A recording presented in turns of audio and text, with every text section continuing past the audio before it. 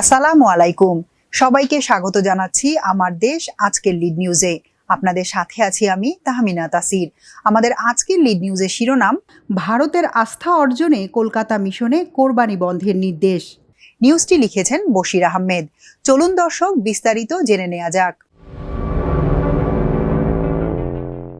কলকাতায় বাংলাদেশের deputy high কমিশনে ঐতিহ্যগতভাবে চলে আসা কোরবানি দেওয়ার প্রথা বন্ধের নির্দেশ দিয়েছেন নবনিযুক্ত ডেপুটি হাই কমিশনার শাবাব বিন আহমেদ। কলকাতা মিশনে যোগদানের আগেই কোরবানি বন্ধের জন্য প্রয়োজনীয় ব্যবস্থা নিতে বলেছেন ডেপুটি হাই কমিশনার। একাধিক কূটনৈতিক সূত্র আমার দেশকে এসব তথ্য জানিয়ে বলেছে, নতুন ডেপুটি হাই কমিশনারের এই পদক্ষেপে কলকাতা মিশনে তীব্র প্রতিক্রিয়া তৈরি হয়েছে। এছাড়া এই পদক্ষেপ কার্যকর হলে পশ্চিমবঙ্গ সরকারের সঙ্গে বাংলাদেশের সম্পর্কের অবনতি হওয়ার পাশাপাশি পশ্চিমবঙ্গে এটা একটি রাজনৈতিক ইস্যুতে পরিণত হতে পারে বলে আশঙ্কা সংশ্লিষ্ট কূটনীতিকদের। এদিকে স্পর্শকাতর এই সিদ্ধান্তের ব্যাপারে যোগাযোগ করা হলে ডেপুটি হাই কমিশনার শাবাব বিন আহমেদ আমার দেশকে তার পদক্ষেপের সপক্ষে যুক্তি তুলে ধরে বলেছেন, হোস্ট কান্ট্রির আস্থা অর্জন করাটা আমাদের জন্য জরুরি। তিনি আরও বলেন, যারা আমাদের মিশনের নিরাপত্তায় থাকে তাদের সংখ্যা 25 জনেরও বেশি। এই নিরাপত্তা কর্মীরা গরুর পূজা করে। আমরা যদি এখন সেই গরু জবাই করি তাহলে তাদের মনের অবস্থা কি হতে পারে তা কি একবারও ভেবে দেখেছেন? ভারতে দায়িত্ব পালন করেছেন এমন একজন কূটনীতিক ডেপুটি হাই কমিশনারের এই পদক্ষেপের ব্যাপারে আমার দেশকে বলেন, কলকাতার নতুন মিশন প্রধান এখনো মিশনে যোগ দেননি। তার আগেই তিনি এ ধরনের স্পর্শকাতর ইস্যুতে পদক্ষেপ নিচ্ছেন, যা রীতিমতো বিস্ময়কর। তার বক্তব্য এবং আরএসএস এর বক্তব্যের মধ্যে কোনো পার্থক্য নেই। দেশের জন্য এটা বড় ধরনের বিপদ ডেকে আনতে পারে। তিনি বলেন, কলকাতা মিশনে কোরবানি করার রেওয়াজ দীর্ঘদিনের। 30 বছরের বেশি সময় ধরে কলকাতা মিশনে কোরবানি হয়ে আসছে।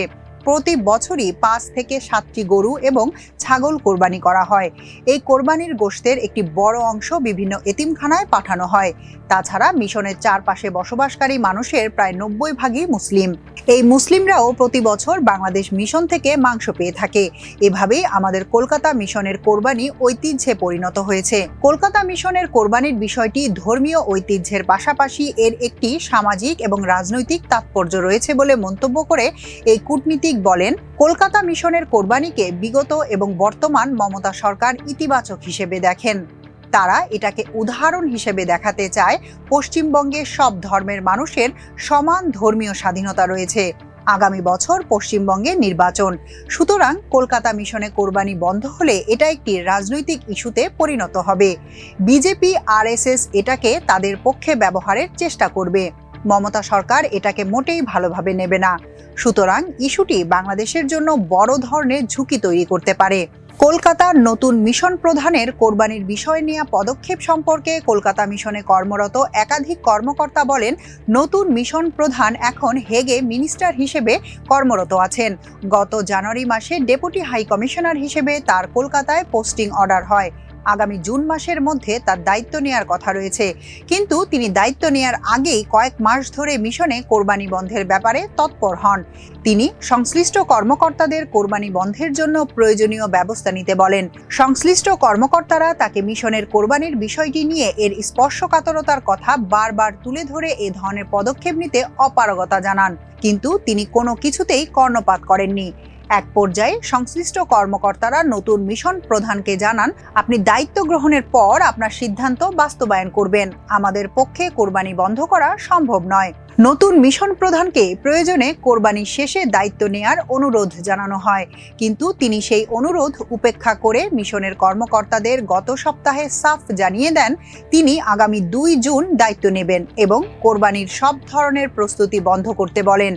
কলকাতা মিশনের সংশ্লিষ্ট কর্মকর্তারা জানান, নতুন মিশন প্রধানের এই সিদ্ধান্তে মিশনের ভেতরে ব্যাপক প্রতিক্রিয়া তৈরি হয়েছে। তার এই সিদ্ধান্তের সঙ্গে কেউই একমত নন। এছাড়া বিষয়টি এখন মিশনের বাইরেও জানাজানি হয়েছে। কলকাতার অনেক সাংবাদিক এবং বুদ্ধিজীবী ফোন করছেন। তারা সবাই হিন্দু সম্প্রদায়ের। তারা বলছেন বাংলাদেশ যেন কোনোভাবেই কোরবানি বন্ধের সিদ্ধান্ত না নেয়, কারণ এর একটি সুদূর প্রসারী প্রভাব পড়বে পশ্চিমবঙ্গের রাজনীতিতে। বিষয়টি নিয়ে আমার দেশের পক্ষ থেকে শাবাব বিন আহমেদের সঙ্গে যোগাযোগ করা হলে তিনি বলেন, আমি তো এখন দায়িত্ব গ্রহণ করিনি, কিন্তু পরক্ষণেই তিনি তার পদক্ষেপের সপক্ষে নিজের বয়ান তুলে ধরে বলেন, কলকাতা ছাড়া আর কোনো মিশনে কোরবানি হয় না। আমি এর আগে আরো 5টি মিশনে দায়িত্ব পালন করেছি, কোথাও কোরবানি করা হয় না। আমরা কূটনীতিকরা দেশের জন্য কাজ করি। আমরা যেখানে কাজ করব সেখানকার পরিবেশ পরিস্থিতির কথা আমাদের মাথায় রাখা দরকার। তিনি বলেন, আমাদের স্বাগতিক দেশের রীতিনীতি মেনে চলা উচিত। কূটনীতিক হিসেবে হোস্ট কান্ট্রির আস্থা অর্জন করা জরুরি। তিনি আরো বলেন, আমাদের কলকাতা মিশনের নিরাপত্তায় 25 জনের মতো নিরাপত্তা কর্মী থাকে। তারা তো গরুকে পূজা করে। একবার ভেবে দেখেছেন তারা যাকে পূজা করে যখন আমরা সেটাকে জবাই করি তাদের মনের অবস্থা কি হয়? তিনি বলেন, গত বছর 5টি গরু এবং 2টি ছাগল কোরবানি হয়েছিল। এতে মিশনের ভেতরের পরিবেশ নোংরা হয়। এছাড়া যেখানে সেখানে পশু জবাই করা যাবে না বলে কলকাতা হাইকোর্টের একটি রায়ও রয়েছে। এগুলো আমাদের মাথায় রাখতে হবে। শাবাব বিন আহমেদের এই বক্তব্যে রীতিমতো বিস্ময় তৈরি হয়েছে। পররাষ্ট্র মন্ত্রণালয়ের একজন সিনিয়র কূটনীতিক এ ব্যাপারে আমার দেশকে বলেন, আমি বিস্মিত। এ ধরনের বক্তব্য তার দেওয়ার কথা নয়। কোরবানি বন্ধ হবে কিনা সেই সিদ্ধান্ত তো হেডকোয়ার্টার অথবা হাই কমিশনের কাছ থেকে আসতে হবে। ডেপুটি হাই কমিশনার কিভাবে এ ধরনের স্পর্শকাতর ইস্যুতে সিদ্ধান্ত দিচ্ছেন, যিনি এখনো দায়িত্বই গ্রহণ করেননি? এটি সত্যিই রহস্যজনক। এখানে অন্য কিছু থাকতে পারে। তিনি আরো বলেন, এর আগে এই কূটনীতিক বাংলাদেশের দিল্লি হাই কমিশনে কাজ করেছেন। সে সময় হয়তো তিনি ভারতে ক্ষমতাসীন দল বিজেপির আদর্শে দীক্ষিত হয়েছেন। কলকাতার মিশন প্রধান হিসেবে শাবাব বিন আহমেদের নিয়োগের পর মোদী সরকারের অন্যতম প্রধান মুখপত্র দ্য ইন্ডিয়া টুডেতে ওই নিয়োগের বিষয়ে বিশাল প্রতিবেদন প্রকাশ করা হয়। প্রতিবেদনে ভারতের পররাষ্ট্র মন্ত্রণালয়ের পদস্থ কর্মকর্তাদের উদ্ধৃত করে শাবাব বিন আহমেদের ভূয়সী প্রশংসা করা হয়। প্রতিবেদনে বলা হয়, ভারত বাংলাদেশ সম্পর্ক যখন রীতিমতো পরীক্ষার মধ্যে পড়েছে, ঠিক সে সময় কলকাতায় বাংলাদেশ মিশনে ডেপুটি হাই কমিশনারের নিয়োগটি অত্যন্ত গুরুত্বপূর্ণ। আমরা অত্যন্ত আনন্দিত যে আমরা একজনকে পেতে যাচ্ছি যিনি দুদেশের সম্পর্কের ক্ষেত্রে সংখ্যালঘু সম্প্রদায়ের নিরাপত্তা নিশ্চিত করা, অবৈধ অনুপ্রবেশ, সাম্প্রদায়িক সহিংসতা সহ স্পর্শকাতর ইস্যুগুলো সমাধানে ভূমিকা নেবেন। প্রতিবেদনে দৃঢ় আশাবাদ ব্যক্ত করে বলা হয়, শাবাব বিন আহমেদের দায়িত্ব পালনকালে ভারত বাংলাদেশ সম্পর্ক এক নতুন উচ্চতায় পৌঁছাবে। এখনকার মতো এ পর্যন্তই। প্রিয় দর্শক, সবাই ভালো থাকুন, সুস্থ থাকুন আমার দেশের সঙ্গে।